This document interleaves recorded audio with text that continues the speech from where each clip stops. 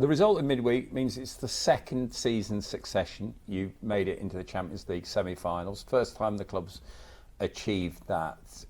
There are other strong positives this year as well. Last time Arsenal won as many games in a season was the double year 70-71. You've won 39, they won 41, so that's a record you can beat. With those things said, are you a little surprised that perhaps what you've achieved here isn't being more celebrated and appreciated? At the end, it has to be celebrated with major trophies in your hands, and I'm very conscious of that. But I think we continue to produce those stats. If they never been produced in the history of this club, and this club has got titles, I hope that they are coming. We are in the process of getting them. So we are very close. We don't need that validation. I think we know what we are doing, and we want more, and that's what is driven us. What is done, but we want more, and we want to really achieve the things that are going to make all of our people very proud. It's interesting to hear you say that, Mikel. Do you feel within yourself that only lifting one or both of those trophies will give you that validation that perhaps you feel your team deserves? I don't know, because we don't need it. What is driving us is to win it for ourselves, to win it for our supporters, for the club, and for all the people that is right behind everything that we do daily. That's the purpose. When you try your best, there's nothing else that you can live there, and we are very close to achieving. You're one of the rare people that's experienced both sides of where you find yourself now, and you know I'm referring to your time at Manchester City. I think it's fair to say that perhaps we've not seen the very best of Arsenal over the last 5 games compared to what you have produced through the season. Do you remember similar moments at City and then going on and lifting silverware? Every scenario is different. What I experienced there is that there are moments when you win it. And we have one league in the last day of the season with Company putting the ball in the top corner when none of us would have put a bet on, and that's what it makes a decisive moment, or winning in the last second of the Premier League at home. So it's part of that. You need to create the moments. It's about certain moments that flicks the switch and it goes your way, and that's what we need to do. Given the stresses on the modern player and clubs competing at the highest level as you are, is it now normal to experience moments that you're experiencing at this particular time?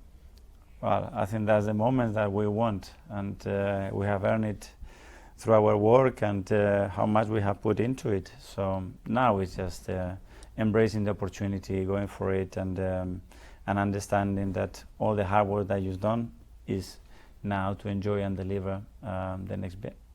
It was interesting hearing your current skipper, Declan Rice, speak in midweek. He said Sunday for him is the ultimate test. Would you agree with that? It's going to be one of the games that is going to define a lot of things, but not everything. I think what it defines is where we are and what we have done to be in this position. But it's one of those moments that you really want to test yourself and what you are made of. And if you come out the right side of that test, are you then making a statement? Could it be a season-defining moment? Every time you win a game now, whether it's in the Premier League or the Champions League, you are a step closer. That's without a question of a doubt.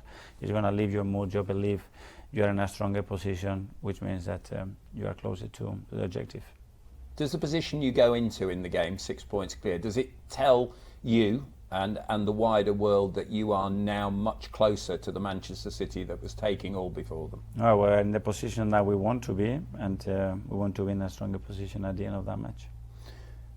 It's tough being in your position because you have to shoulder every bit of responsibility. How do you manage a moment like this? I understand when you say it's the next game, but for everybody outside of here, it's more than that. How do you manage that expectation? Because our situation, our context is different to any other one. So Manchester City, when I was there, they won the league the year before, 2 years before.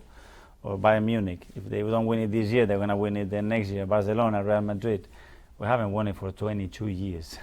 or the Champions League, never in our history. So there is that hesitation, that will, and obviously the fact that we've been waiting for so long. So it is different, and you cannot compare it to any other situation.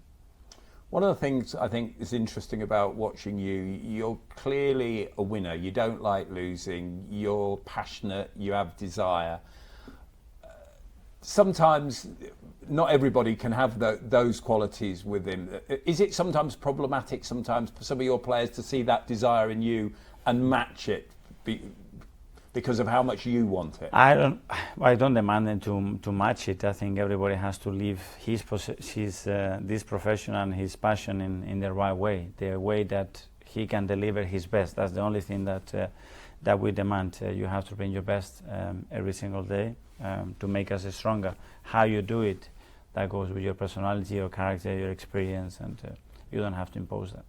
Obviously, a lot of people have talked about what happened in the Carabao Cup final, but I think one of the noticeable moments for me there watching on was the way that you stood with your team and took in every second of City going up and celebrating. You didn't take anybody away. Can you harness that? Because it must have hurt. It must have hurt. Can you harness that anger and hurt on Sunday to your advantage? Well, that was a learning moment, that's certain, and it was painful. But this is sport as well. In sport, you win and lose, and you have to respect the opponent. And when they've been better, you have to accept that, and then you have to do things to change that. People will also talk, as we always do, about you and Pep. I mean, the last 5 Premier League games, he's not got the better of you. Have you mastered him now, and is this the time to go to the whole way? We will put our ideas and strategies and plan there. At the end, it's the players that have to execute it, and it's going to be down to them at the end.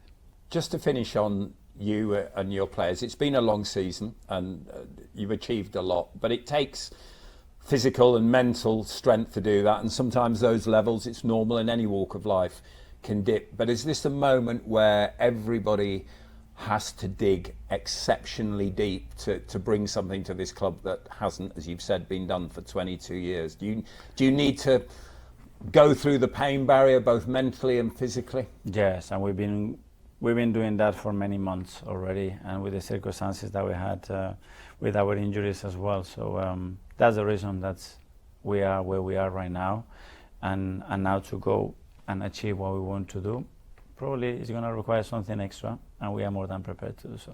You've lifted titles, you've been there. Do you feel you're within touching distance here? Because no one's got a better handle on it than you.